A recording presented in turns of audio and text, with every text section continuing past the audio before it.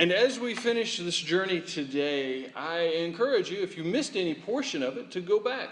We have a blog site that's my own blog that I post the words and an audio recording of this each week. If you'd like that, you can catch up that way, or if you need to, just see me after church. I'll be happy to see if I can't come up with a recording or printed copy if that works for you better.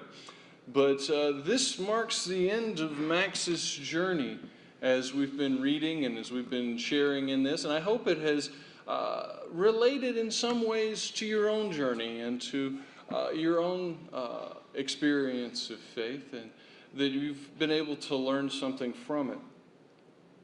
And so I ask you now to join me as we head back to the trail. Another day. The sun was streaming between the trees. The sky was a brilliant cerulean shade. High wispy clouds floating across the expanse. The display of nature, the creation of God, reminded Max of an old saying from back home. God was just showing off. Indeed, the beautiful tapestry looked much like an artist rendering of the natural world. By all accounts, it would be a wonderful day to continue the march toward Mount Katahdin and the end of the trail. It would be. Too bad he couldn't enjoy it. Max stared at the quarter-inch tube, following it from the wall, down the edge of the bed, beneath the linens, and into his left side. It started 2 days ago when he woke up at the Libby House bed and breakfast. He was picking up his pack and felt a twinge in his shoulder. He massaged the muscles for a moment and didn't think any more about it until he tried to lift his pack. It felt like his arm just went dead. A sudden, sharp pain in his chest and a dull ache in his shoulder. The pack thudded to the floor and the innkeeper came running. A short ride up to the emergency room at the Androscoggin Valley Hospital in Berlin, New Hampshire, revealed the cause of his pain: a collapsed lung. Max couldn't believe it when he was given the diagnosis, but the ER doctor explained that most likely there had been a birth defect on the upper portion of his lung. The stress of climbing up and down in elevation at the end of the long day in, day out journey that he had been making finally caused the bubble to burst. It was a common enough occurrence in tall, thin young men with a certain physique, and unfortunately Max fit the description for that category. He would be out of the hospital in a few days, but no heavy lifting for the next few months and no strenuous activity for the next 6 to 8 weeks. Given that it was now into September, he was finished with his bid to through hike the Appalachian Trail for now. His parents were on their way to pick him up and take him home when he would be released in a few days. At first, he was furious, asking the doctors and nurses how long would it take for the lung to heal. Was it a complete collapse or just a partial one? Had anyone ever had this kind of injury and finished the trail? Finally, his doctor, a man most likely in his early 50s with a touch of gray around his temples, sat in a chair across the room and fixed Max with a stern, paternal gaze. "You're done," he said firmly. "There will be other opportunities. You're young, healthy. This will heal. But for now, you're done. The trip is over. Go home, get better, accept it, and move on." Accept it and move on. Accept it? The thought stung, a sharp string of words that Max felt needling him inside. Like it or not, rail about it or not, the trip was over. He could continue to fight it, or he could, as the doctor said, accept it and begin to heal. Perhaps try to through hike again next year, or just finish the section he had left at the moment. Whatever the decision, Max had a year to figure it out. At the moment, a single plastic tube made the decision for him. Connected to the wall, waiting for his flat to reflate, Max had plenty of time to figure it out. An hour into the second day, Max was beginning to find a routine. The nursing staff had been great, keeping the necessities from his pack close by and plugging in his phone. He was writing in a journal that one of the nurses had brought from the gift shop downstairs, listening to one of the many playlists he had set up on his phone. He was trying to recount some of the moments or stories he wanted to remember, perhaps even learn from, while he was out on the AT. Moments like meeting and periodically running into Jason, Liz, Chris, Sarah, and Stephanie. Or the man who gave him a lift when he got lost in Virginia. The time when he met Mick and spent what felt like an agonizing afternoon listening to a raving, annoying jerk who turned out in the end to be not too unlike himself. The moment that all but left him paralyzed and heartbroken all over again at Dartmouth Green in Hanover. Scraps of paper with social media contacts and phone numbers littered the top outside pocket of his pack. Scraps that he hoped would keep him in touch with people from all over the United States and North America. Max finished his journal entry for the moment and picked up his Bible, the closest companion on his journey and conversation partner that he had come to treasure more than before the hike. Time and usage and the elements had left what was once a well-conditioned volume rough, dog-eared, with pages brittle from moisture and water, stained with dirt, food, and who knows what. Yet this only made it more precious to him, special in a way that few things in his life had been.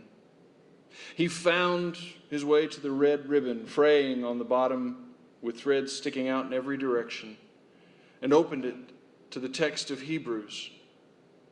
A single slip of paper fell out and landed in his lap that read, "O my faith, my untamed knowledge, how shall I fly to your height and see with you man's larger self-penciled upon the sky?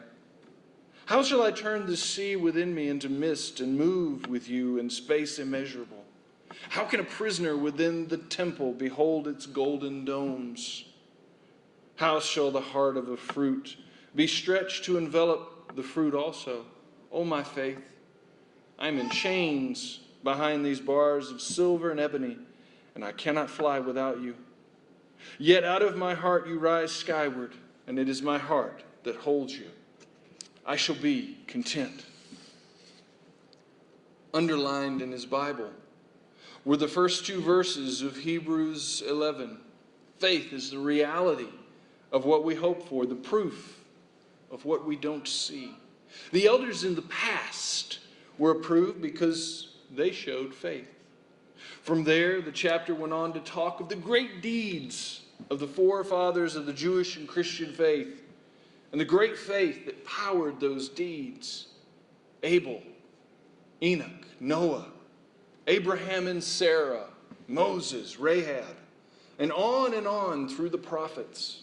With faith in God as their guiding light and strength, they conquered kingdoms, brought about justice, realized promises, shut the mouths of lions and put out raging fires, escaped from the sword, found strength in their weakness, were mighty in war, and routed foreign armies. Women received back their dead by resurrection. Others were tortured and refused to be released so they could gain a better resurrection. But others experienced public shame, being taunted and whipped. They were even put in chains and put in prison. They were stoned to death. They were cut in two They died by being murdered with swords. They went around wearing the sheeps of skin and goats, needy, oppressed, mistreated. The world didn't deserve them, and they wandered around in deserts, mountains, caves, and holes in the ground. There was something about the practice of faith, particularly the practice of those who had the experiential faith written about in the Old Testament stories, that gave Max pause to wonder about his own ideas of faith. Through the course of his life, faith was something conceptual, an assent to ideas that seemed to line up and make sense in a certain system of thoughts. Yet here was a list of fathers and mothers in the faith who had none of his theological training, none of the understanding or apparent understanding that comes with being able to look back at 3 millennia as a whole and see the history of the world and faith since then. What they did have in the stories that we're told was an unwavering desire to be obedient to God, an obedience born of a faith that God was.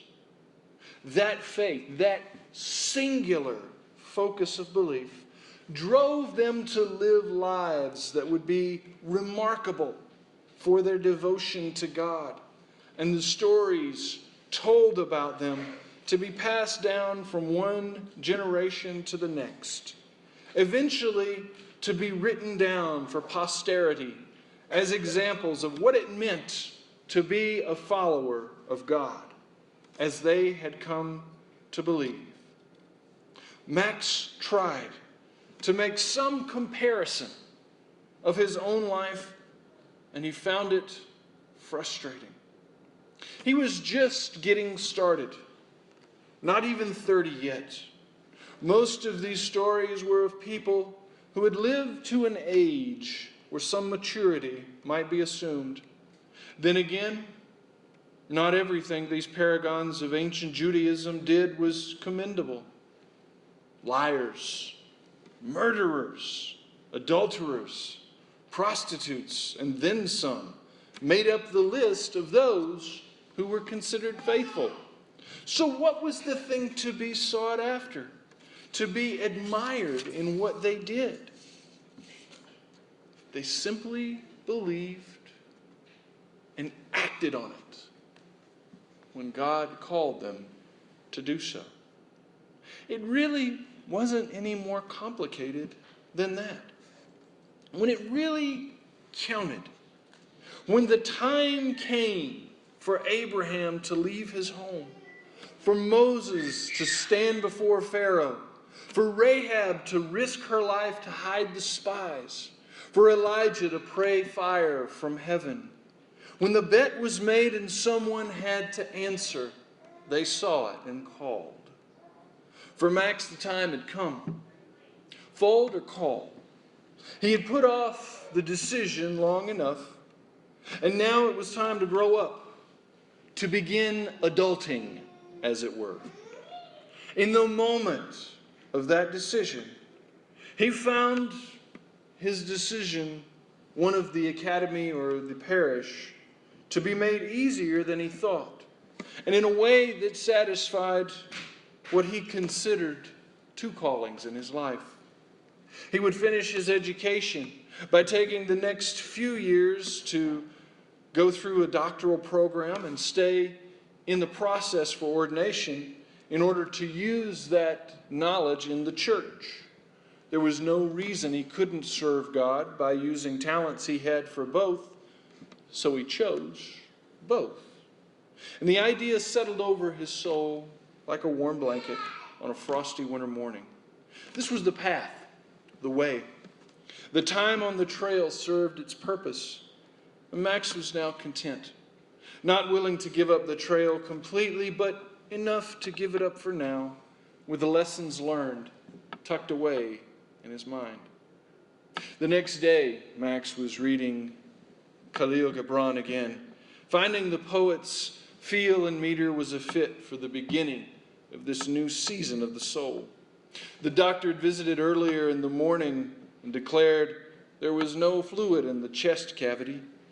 or the lung, and so as long as tomorrow's x-ray showed the same as today, Max would be discharged.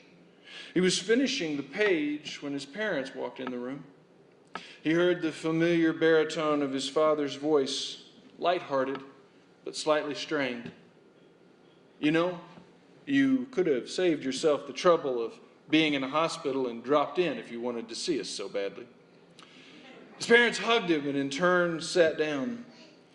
I like to keep things interesting, Max said. You guys would never go anywhere if I didn't give you a reason to. His mother put her hand on his. Next time, just plan a vacation or at least wait until later in the season. The leaves haven't even turned yet. They started to catch up, his parents listening to a few anecdotes about taking a long walk in the woods when his father looked up and held out his hands. A set of car keys flew across the room and over the bed before falling into the older man's hands. Silhouetted in the doorway was a familiar form, the hair shorter, but the face unmistakable, as were the jeans and Rolling Stones t-shirt. Max fought off tears as she walked across the room and sat on the end of the bed, careful not to jostle the IVs and the chest tube, and took his hand. You know, if you wanted my attention, I would have settled for an email.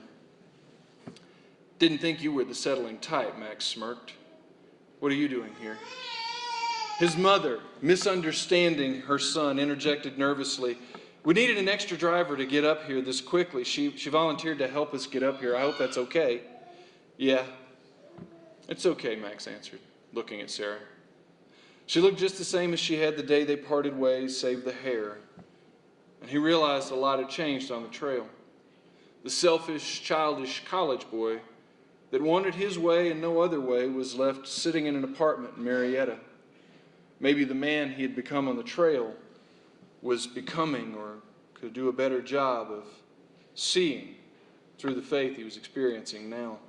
Maybe this new faith, a faith born of more than intellectual assent, will give him something more to offer those around him, especially those that meant the most to him. Max wrapped his other hand over Sarah's.